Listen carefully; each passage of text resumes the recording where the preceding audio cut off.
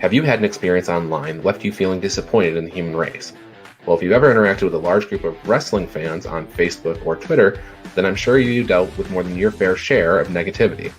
I'm Ryan Joy, and I run MinutesToBell.time.com, a pro wrestling website and database tracking pro wrestling from around the world. On today's special Friday episode, I'm talking with Byron Smith, the Director of Operations at Border Fuel, a sports media company. Now, I know what you're thinking. This is a wrestling show. You didn't turn it on to hear me talk about traditional sports. I know. Stick with me, because until recently, Byron is what we called a lapsed fan. Someone that used to watch wrestling, but he left, and he stopped watching wrestling. Byron came back recently, so join us today as we discuss what brought Byron back and the issues that he found once he got here. This is the Daily Wrestling News Show for May 14, 2021, where you can find all the latest pro wrestling news. And Byron, welcome to the show. Hey, thanks, Ryan. Thanks for having me on. I'm super excited. Absolutely. So, I set it up there in the little intro. You wrote an article on April 28th called "The Internet Wrestling Community Has Some Serious Issues," and we're going to get into that. And I think it's a fascinating topic. But I wanted to start with talking about, you as a lapsed wrestling fan. You stopped watching wrestling in 2018, and I guess I wanted to ask, first and foremost, how long were you watching wrestling before that? So I kind of talk about it a little bit in the article, but not much. So as a smaller kid, like elementary age, I watched wrestling with my dad a lot. He enjoyed wrestling a lot. But we stopped watching then. Funny story, because like my brother and I would try wrestling moves on each other and like hurt each other. So we had to stop watching wrestling around that age. And like I didn't really watch wrestling again until my senior year, where I had a high school friend. He was a big wrestling fan, and he invited me and another one of my close friends over to watch WrestleMania 32 with him. Mm-hmm. And we went over. I know, like, one of the worst shows ever for me to get reinvested in wrestling as an adult. But I ended up kind of liking WrestleMania 32. Was a big fan of, especially the Intercontinental Championship ladder match. I was like, wow, these guys, actually put on a good show. So I started watching again around that time, watched for about a year and a half, maybe 2 years. And then probably around right after All In, a couple months after All In, kind of fell off. Just because like there wasn't much happening outside of WWE. And once you had seen All In, like watching 3 hours of Raw and then SmackDown and then NXT at the time, which was still on the network. On the network, 30 minutes to an hour on the network. It was hard to go back to doing that after having watched All In. Gotcha. So is that what kind of made you stop? Is that you saw what wrestling could be, and then were quickly realized that you were being exposed to everything that it wasn't, or? Right. Yeah. So like, it's worth noting, like, All In happens like 6 months after Omega Okada at Wrestle Kingdom 11, which is my favorite wrestling match of all time now. So like I had seen New Japan matches now, once I'd seen that, so I was part of the like Instagram accounts following wrestling. So like everyone posted about it overnight. And so I rewatched that match. I was like, whoa, like wrestling can be this. Yeah. I, started following New Japan, watching some of the stuff they did. I already knew a bit about what culture pro wrestling, so I'd kind of seen a little bit of what that could be. But like getting more invested in what New Japan was doing, getting more invested in like lightly into what Ring of Honor was doing, and seeing what wrestling could be. And especially at All In, where, you get some amazing matches. I kind of realized that like Raw isn't doing it for me anymore, right? Watching 3 hours of, firstly, a wrestling match that is inevitably going to go to a non-finish or a DQ finish. Mm-hmm. And then watching in 15 minutes a recap of that match. Mm-hmm. I'm like, I want more. I don't want to sound selfish, but I expected more. Like I wanted to be entertained, and I wasn't being entertained anymore. So that was in 2018, and then you stopped. So you weren't lapsed for that long. No, about a about 2 years total. Right.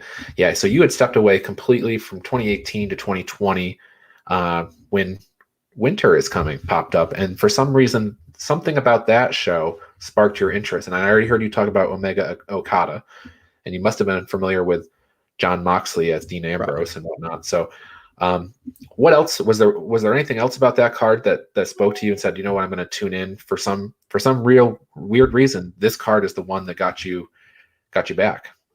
That Omega Moxley match that was broadcast, like, and I guess it was still part of my used to watching WWE mind. I was seeing a pay-per-view level match being given away on free TV. And so I was curious, like, I'd watched like maybe half an episode of Dynamite up to that point. Mm-hmm. Probably one of the first few. So like I didn't really know what to expect out of a Dynamite episode. It's the middle of the pandemic, so it's not like I had anywhere to go or anything to do the next few days. And so I decided, I'm here. Let's sit down and let's watch this episode. And they delivered a hell of an episode. They did. Like yes. from beginning to end, like everyone obviously put up as best a performance as they could. Especially, when you get into the Darby Allin Cody Rhodes tag match and Sting's debut. Tony Schiavone is in rare form on that call. I think I wrote about in my article, like I like mentally, if I think about it, I can hear him screaming, "It's Sting." Yes. So like they continuously try to recreate that moment anytime they introduce him to the ring. They will never top that. Like part of me wonders if they even told Tony that Sting was showing up. I mentioned to you before before we went on that I was there, and that was the big pop of the night. Now, because I mean, I was there. I was, Omega won, big shenanigans there. But when Sting came out, that place went on fire, and of course, they had a T-shirt for sale immediately because that's what you do. So Right. not everybody was surprised, but that was a very big moment, and people tuned in to levels. Pretty serious levels the next week to see what Sting had to say and stuff. And we've been trying ever since to hear Sting talk, but usually he gets interrupted within 30 seconds. But right. This was not enough though, because, in your article, you watched This Winter Is Coming. It was a great show, pay-per-view quality, like you mentioned, lots of stuff happening. Chris Jericho versus Frankie Kazarian on the card, lots of good stuff, recognizable faces and whatnot. But you took a couple of weeks off after that. You didn't come right back. The next show you watched was the Brody Lee tribute show. And then that one really resonated with you as well. So talk about that. Right. So like after watching the show, I went and I followed All Elite Wrestling on Twitter. I've always followed Cody Rhodes since he left WWE. So like I've had a general understanding of what was going on shows and stuff like that.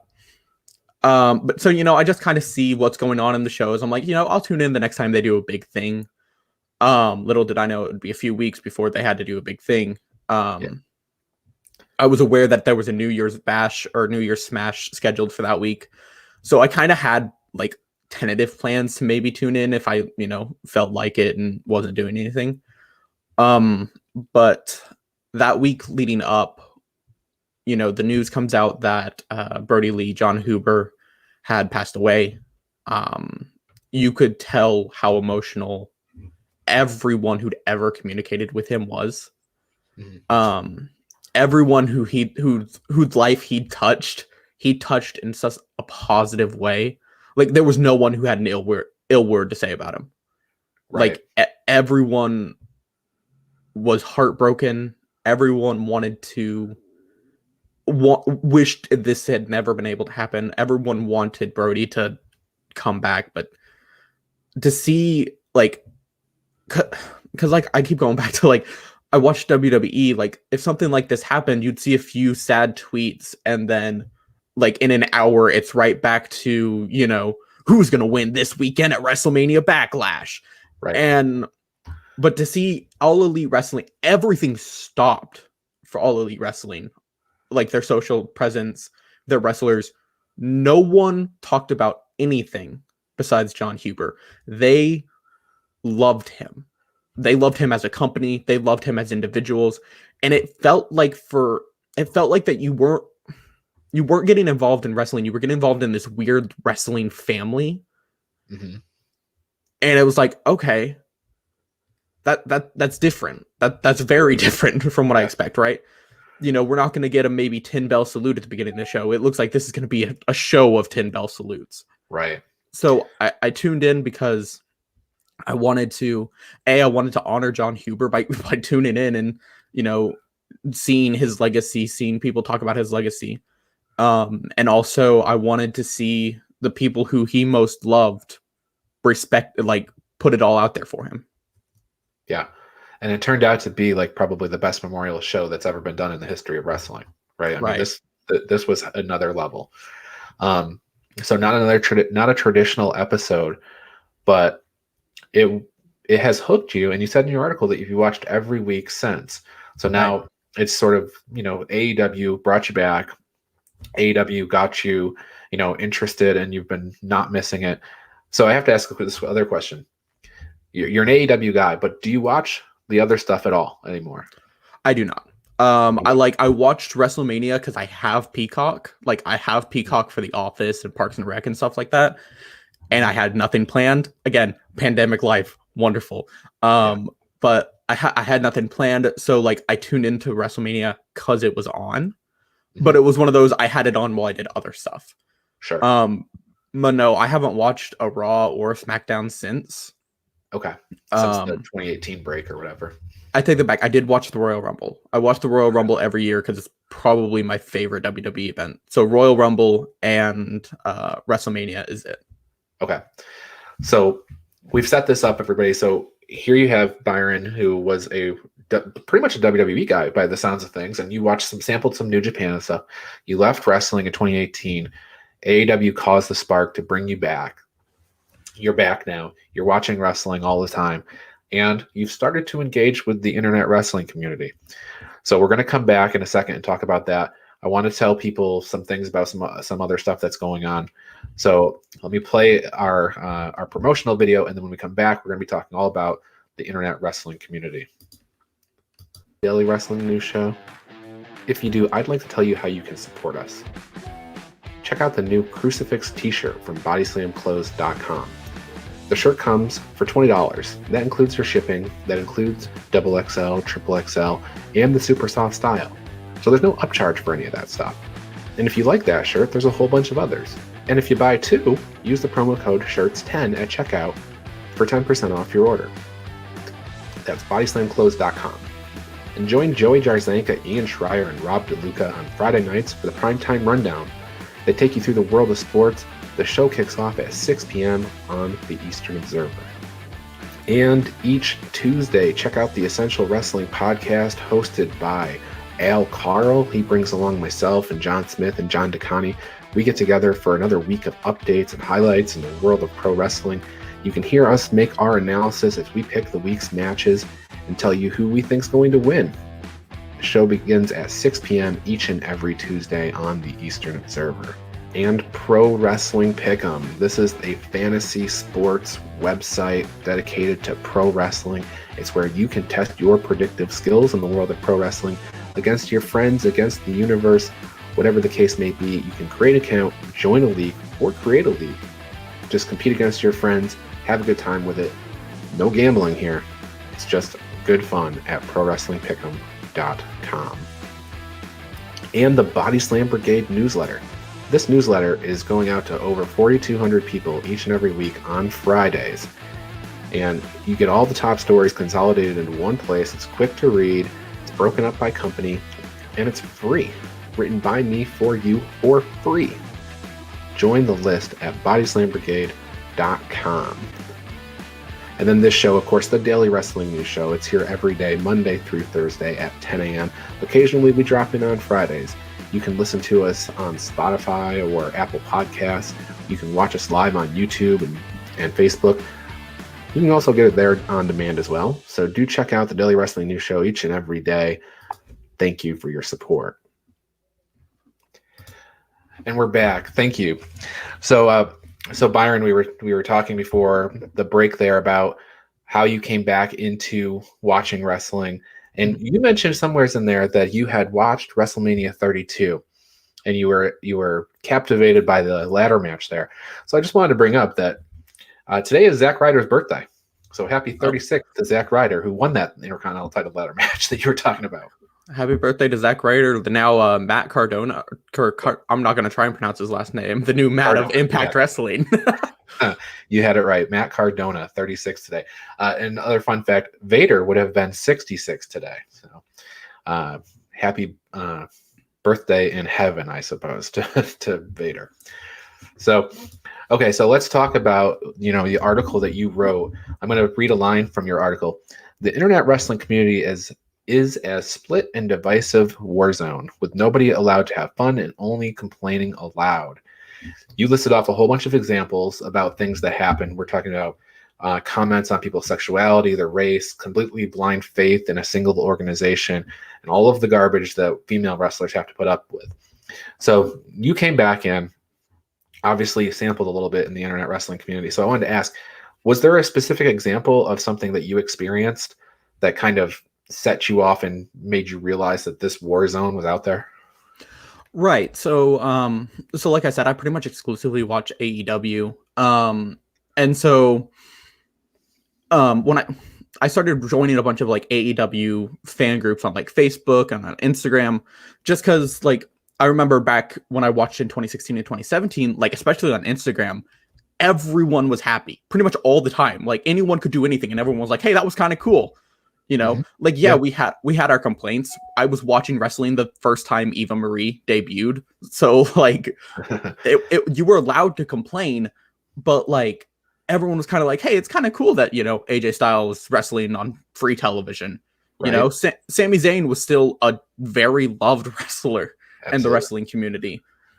I remember, I don't know if she still runs the account, but I had a friend on Instagram.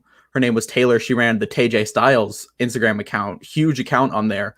And pretty much just her whole wrestling account was just positivity about Sami Zayn.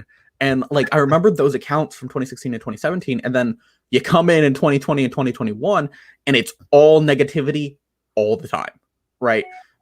Even if you're in like a specifically AEW fan group, you're going to hear someone tell you, oh, it's just WCW light. And and that's how I really started to notice, like, hey, people just aren't happy here.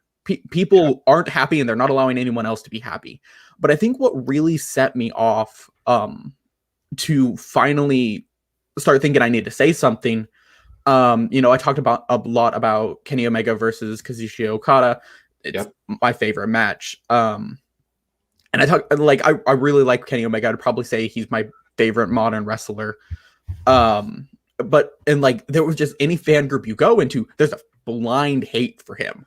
Blind hate. I'm like, okay, did he do something? Am I not aware? Is this a Marty Scurll situation? Like, I used to love Marty Scurll, but then like you find out everything that he did, like I'm like, okay, yeah, it's cool that I don't like him anymore. But I was like, did Kenny do something like that? Did I miss something during the speaking out movement? And looking into it, I'm like, well, not really. Well, what is the problem? And so I actually started to ask people. I'm like, okay, why don't people like Kenny Omega? And it finally came down to people starting to be like, just kind of saying the quiet part out loud. They didn't like him because he was sexually ambiguous, right? He doesn't really talk about whether he's straight or gay or bi, which like, it's fine. Like, it's not our job to know his sexuality. His sexuality doesn't affect his wrestling in between the ring. But like, they hated him because of that, because Jim Cornette and his podcast pretty much straight up implies he's gay and makes fun of him for being LGBTQ. And that like really set me off, because I'm like, it's not going to affect his who he loves does not affect his in-ring capabilities at all. And secondly, as someone who has LGBTQ friends very close to him, like my closest friend is bi, I have some pretty good trans friends and gay friends. Like, to see people blindly hate someone because they're LGBTQ, I'm like, that's wrong. That's bad. Like, you cannot do that. Right? These are normal, nice people. And it's unacceptable for you to do that. And so I started to recognize that happening throughout the community. And then when you start looking for issues about one thing, you're going to see issues about everything else. Right, because once you start digging into that, right, Kenny Omega, like you mentioned, he's never clarified what he is, and that's fine. And there are actually probably people that will listen to this and say, I know I don't like Kenny Omega for these other reasons, and that's fine. Everybody can have their opinion about wrestlers. But there are trans wrestlers and openly gay wrestlers, and those. So if you see this about somebody who is ambiguous about what their preference is, what must these other people that are openly, out and expressing, what must they be going through? And then you just dig in, and there's so much there. And then you also talked about in your article, if you like one company versus another, man, you just get nailed for that, right? Like the people rush to the defense of their favorite wrestling company, but they usually do it at the expense of the other company. Mm-hmm. So there's a lot of that out there, and I guess so. I have another question though. Does this you cover sports? Does this exist outside of wrestling? Does this exist in the sports community as well? So I primarily, or up till recently, I was primarily a football writer, American football writer. I wrote about the Kansas City Chiefs for Arrowhead Addict, and a little bit for Arrowhead Live. And it's one of those things, like, negativity is closely associated with any type of critique or a review analysis of sports, right? If you write about the Kansas City Chiefs, you write something about Patrick Mahomes. Was he impressive? Was he unimpressive? Do you think like people are giving him too much credit at this moment? We're talking about 2018. Like you're going to get a lot of negativity, but that's just because people are passionate about Patrick Mahomes. They don't want to hear you say negative about Patrick Mahomes. If you go up there and you just start saying positive things about Patrick Mahomes, nobody really tends to come in there and be hateful or be rude about it. Because, Patrick Mahomes is pretty cool. He's pretty great. He's a Hall of Fame quarterback in his third year of starting. And so when you go into the wrestling community, if you say something positive, if you say something negative, it doesn't matter. Someone's coming for your throat, right? Someone's trying to get you and like tear you down for your opinion, because for some reason people have it in their mind that like you can't, like, it is mutually exclusive. You like this company, you can't like this company. And if you like this company, you can't like this company, and they can't be successful. Yeah, there is a lot of that. So I have a couple of comments coming in and questions. One from Al Carl. He's another one of the co-hosts on here. If people don't like Kenny for what they perceive him to be, were they giving you crap for being a fan of his? So that's just a straight question. Did you personally experience that?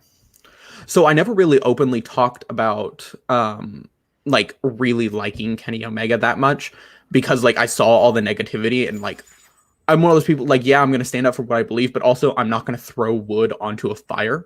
Sure. And so it's never really something I talked about, but like you could see other people who would openly talk about liking Kenny Omega, watching them kind of be tore down, like, how dare you like this, like this guy for this reason and that reason. And like, but I think that's just in general. Like wrestling fans, if you go up there and say, I'm a fan of this, they're going to come tear you down for it. Like you could say you're a fan of any wrestler and someone's going to come for you for it. And John chiming in, he says he's actually never seen this kind of hate on Kenny, which is good, right? I think, John, he's another co-host on the show. He's part of a good group of people online, but I want to hang out where John hangs out at. Yeah, that's at the Minutes to Belltime Facebook group. So, and other places. John, of course, a friend of the show, and he's a co-host of the show. So definitely hang out where he hangs out. But so in your article, you encourage people to do three things, and these are tough measures for people to take, and they might be hard for people to hear. But the first one is to speak up, mm-hmm. right? You're saying that if people are, trashing a wrestler or anybody, don't be afraid to speak up and, correct things where you need to correct things, or, try to steer the conversation back to where it needs to be. And then also organize around progressive ideas. That was your number 2. Show that that the haters are outnumbered. And your third one is to eject people from the conversation, remove them from Facebook, block on Twitter, and delete their comments. And that was sort of your extreme measure. Like if A and B don't work, then do this. And I think that a lot of Facebook groups take that stance. They say, look, there's no hate speech and stuff like that. And if I see it, I'm going to kick you out. And I think if they set up those rules in advance, it's easy to do, right? Mm-hmm. So I want to ask you, I have 4 rules in my Facebook group from Instabel Time, and I want to ask your opinion on them and see if you think I need to add another one, just based on the experience that you had and the research you did with your article. So my first rule is be decent. My second rule is be kind and courteous. My third rule is no hate speech or bullying. And my fourth one is keep it about wrestling. Right. So those are my 4 rules. And if you violate those, I think you're subject to ejection.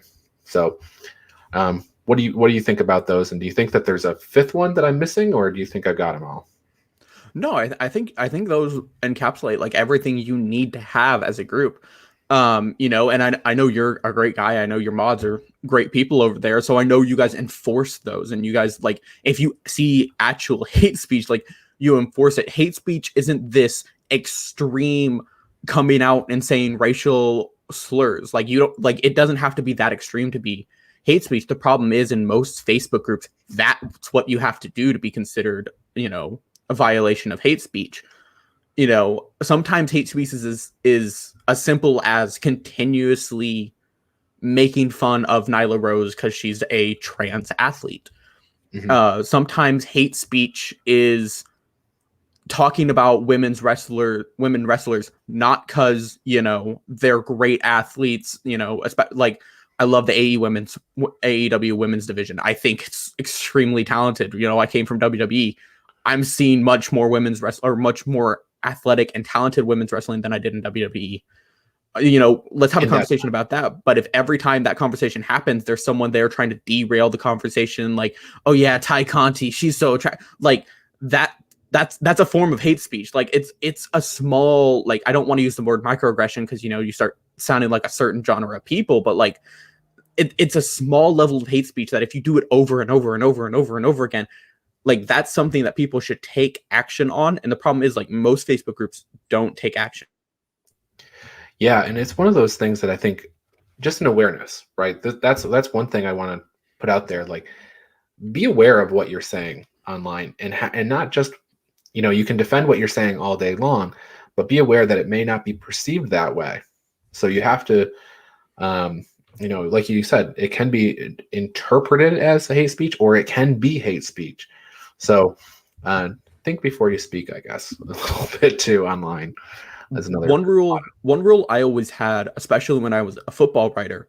I existed in a space where I could write something about a player, and very easily that player could end up reading it. Right. So if I wrote a piece about Tyrann Mathieu, I wrote a piece about Tyrann Mathieu, and it wasn't an hour before Tyrann Mathieu had already retweeted it and was talking to me in my DMs. Right.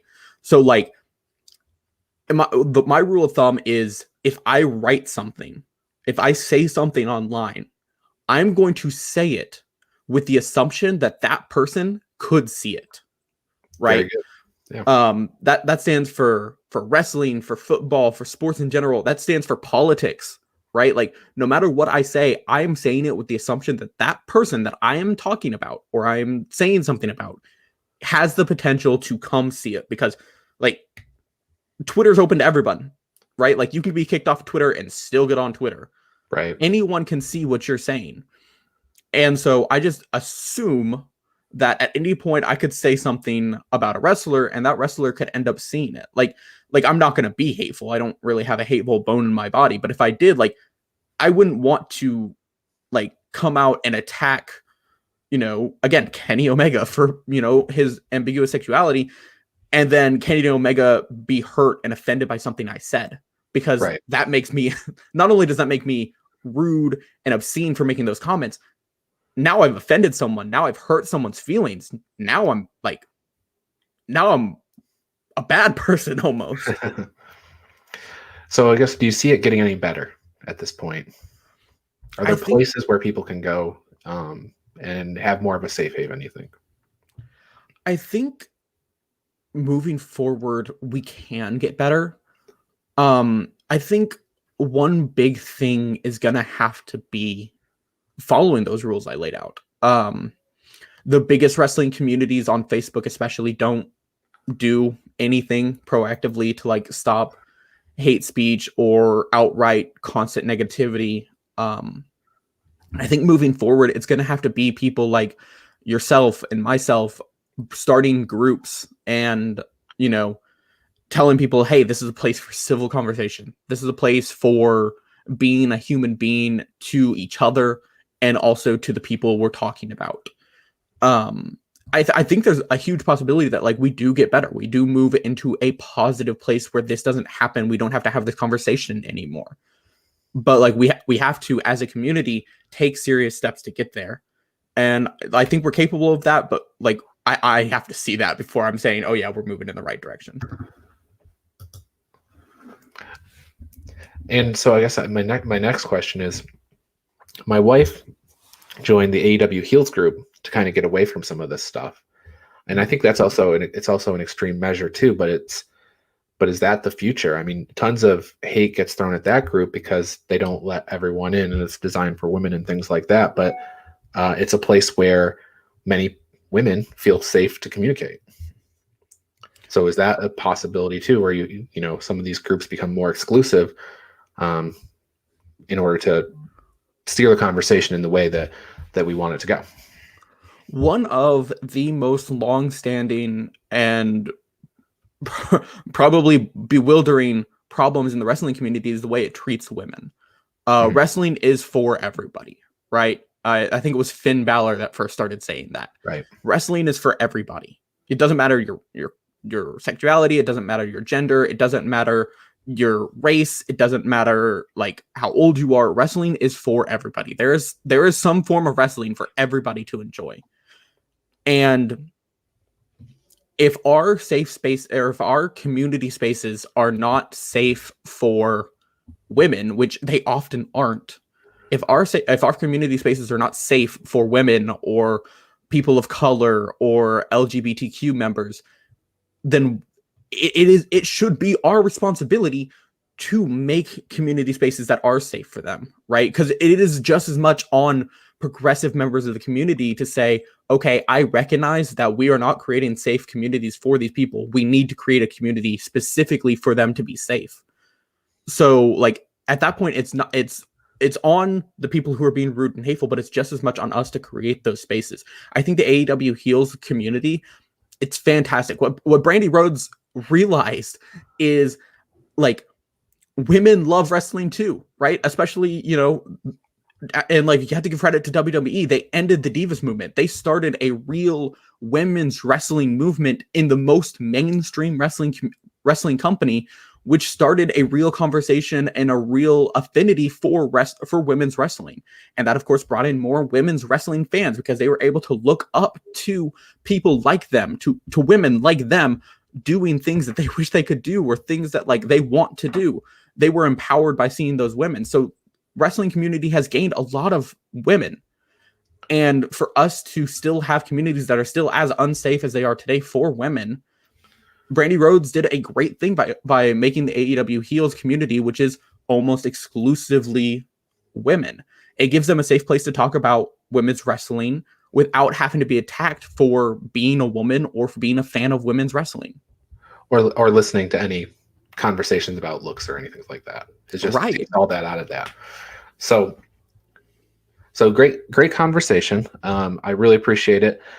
Tell people where they can find you online and Border Fuel and stuff like that. Tell us about all that before we get out of here. Right. So you can find me on Twitter at Byron Smith. That's BYRON BOREF SMITH. I tweet about pretty much everything. I live tweet most Dynamites. I'm talking football pretty much throughout the week. You'll get a political take every now and then, but it's normally me just admitting that I don't like American politics. From there, definitely go check out the Border Fuel HQ Twitter account. That's at Border Fuel HQ. We have a ton of great writers, and our community is always growing. If you want to join our community as a wrestling writer, I do advise everyone, go check out our website, go check out our opportunities page, go apply to be one of our writers. Whether you apply to be one of our regional writers or you apply to just be one of our national writers, we would love some more wrestling fans to come in and write about wrestling. Like, that's probably our second biggest audience is wrestling fans.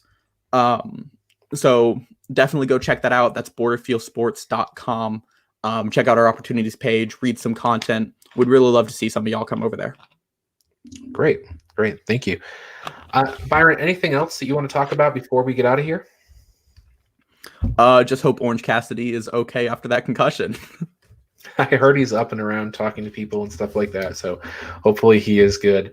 But are you looking forward to Double or Nothing? I am. I'm not in love. I've actually written an article about how I'm not in love with what Cody Rhodes is doing with AEW. But I'd say that's the only match there where I'm like, take it or leave it. I really think we're probably going to get another either cinematic match or maybe even a live match with Sting and Ethan Page, Scorpio Sky, and Darby Allin.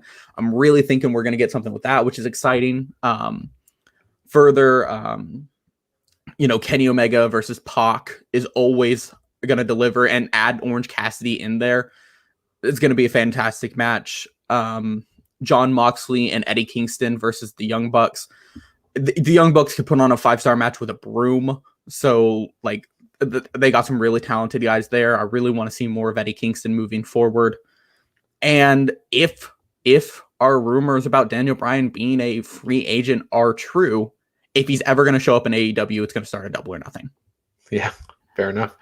Yeah, it's fun. Actually, I saw that you wrote an article for Border Fuel about 5 dream opponents for Daniel Bryan. I wrote a similar article for my website, Minutes to Bell Time, and we both where we overlapped, because I looked, we overlapped on Zack Sabre Jr. of all people. Right.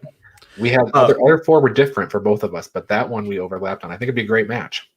It's so weird that, like, because for that, like, I didn't watch much of Bryan Danielson before WWE. So for that article specifically, I went back and watched a ton of his Ring of Honor and specifically a ton of his PWG matches. And it's weird to see that, like, Daniel Bryan was such a technical wrestler before WWE. And then he came into WWE and he became, a comeback specialist, a striker essentially, but all WWE wrestlers end up becoming strikers. But, like, to see him be so technical, in his match with Kenny Omega, who also used to be a very technical wrestler, to see him, he does have a match with Zack Sabre Jr. where they both twist and contort each other to unbelievable levels. Like, I just want to see what level of contortion Daniel Bryan can get into with Zack Sabre Jr. And not only that, to bring that striking stuff that you talked about, because he is kind of a known striker now. I always describe him as a technical wrestler that also does striking. And Sabre has a little bit of that too, right? He lights people up with his kicks when he goes for it. So I thought that was a really interesting match. I also, you brought up the Ring of Honor. Daniel Bryan Danielson, was the last Ring of Honor pure champion before it went vacant for all those years. And they brought it back. They brought the pure championship back last year, and now Jonathan Gresham has it. So I think there's a built-in match right there, the last champion versus the current champion. So he was on my list. But I think a big thing for me, like, what I most want to see, Samoa Joe earned my number 1 spot, right? Like, an actual Samoa Joe versus Bryan Danielson match. I don't think it could happen at a better place than Ring of Honor, and I don't think it could happen for a better championship than the Pure Championship. Ring of Honor, and like, this is going to sound kind of haterish, but, like, Ring of Honor took a huge step back when it lost Adam Cole. That's real life. Adam Cole and the Bullet Club essentially put that company on its back a lot and, like, helped continue to put it in relevance. And they haven't been able to restore that since. That's largely has to do with the pandemic, right? They weren't able to hold live shows. There for a while, they weren't able to hold any shows. Right. They lost Marty Scurll to the Speaking Out movement. I don't think lost the Bucks and Cody Rhodes to AEW. Bucks and Cody Rhodes are now AEW. And I think they may have been of the mindset that NWA is and New Japan is now, where they were like, okay, AEW wrestlers will come over here every now and then and wrestle with us and for us, and because they're on TV, it'll help us get bigger, and that just hasn't happened. Right. So like Ring of Honor is really struggling. There's 2 mainstream wrestling companies now, and then a few companies that are getting the rub from WWE and AEW, and Ring of Honor isn't one of them. So if Ring of Honor wants to restore some relevance and give itself a note to potentially say, okay, let's close shop, right? Ring of Honor is struggling really bad. It's going to take them a while to get to a spot where they could be as relevant as everyone else, and I don't see that happening. One more big show, right? They've been to Madison Square Garden with New Japan quite a few times. I think they could do Madison Square Garden by themselves. It only holds, I want to say, 30,000. A more Madison Square Garden show with Samoa Joe and Bryan Danielson for the Pure Championship. You're going to sell pay-per-views like it's nothing. You're going to fill the seats like it's nothing. I think that's my favorite match for Bryan Danielson moving forward. Yeah, I think that would certainly draw numbers for Ring of Honor. Absolutely. For sure. 100%. So thank you, Byron, for being here today. It's been a great show. Great talking to you. And I guess for everybody else, this has been the Daily Wrestling News Show for May 14th, 2021. We'll catch you on Monday.